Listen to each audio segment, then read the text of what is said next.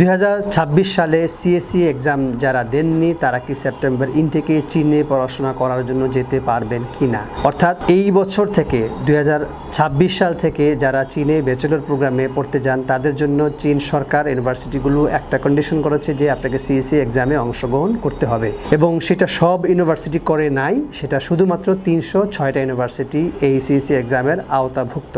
এর বাইরেও অনেক ইউনিভার্সিটি আছে যে ইউনিভার্সিটিগুলোতে আপনি এক্সাম ছাড়া স্কলারশিপ, কন্ডিশনাল স্কলারশিপ বা ফুল স্কলারশিপ সহ অ্যাপ্লিকেশন করতে পারবেন, যেতে পারবেন। এখন পর্যন্ত যারা সিএসসি এক্সামে অংশগ্রহণ করেনি, অর্থাৎ লাস্ট এক্সামটা গেল হচ্ছে গিয়ে 25শে এপ্রিল, এই এক্সামে যারা অংশগ্রহণ করতে পারেননি তাদের সেপ্টেম্বর ইনটেক আর এক্সামের মাধ্যমে যাওয়ার সুযোগ যেহেতু নেই, তাহলে তাদেরকে অবশ্যই চিন্তা করতে হবে যে আপনি যেই ইউনিভার্সিটিগুলো সিএসসি এক্সাম ছাড়া আপনি অ্যাপ্লিকেশন করতে পারবেন সেই ইউনিভার্সিটিগুলোতে আপনি অ্যাপ্লাই করতে পারেন। যদিও আরেকটা এক্সাম আছে এই বছরের জুনের দিকে, তো জুনের দিকে যে এক্সামটা আছে সেই এক্সামটা দিয়ে আপনি সেপ্টেম্বর ইনটেক ধরতে পারবেন না। তো তার চেয়ে বেটার হয় আপনি যদি এক্সামটা না দিয়ে থাকেন তাহলে আপনি কি করবেন, আপনি যে ইউনিভার্সিটিগুলোতে সিএসসি এক্সামের বাইরে আছে, এক্সাম দেওয়া লাগে না, সেই ইউনিভার্সিটিতে আপনি অ্যাপ্লাই করে দিতে পারেন। এবং সেই ইউনিভার্সিটিতে যদি আপনি অ্যাপ্লাই করতে চান আপনি আমাদের সাথে কন্ট্যাক্ট করতে পারেন, যোগাযোগ করতে পারেন। তাহলে আপনি এক্সামের বাইরে থেকেও একটা স্কলারশিপ নিয়ে, সেটা কন্ডিশনাল হোক বা পার্শিয়াল হোক, আপনি চীনে পড়াশোনা করতে যেতে পারেন। আর ডিপ্লোমা প্রোগ্রামের ক্ষেত্রে তো এখন পর্যন্ত কোনো এক্সাম লাগে না এবং স্কলারশিপের পরিমাণটা মোটামুটি ভালোই পাওয়া যায়। সুতরাং যারা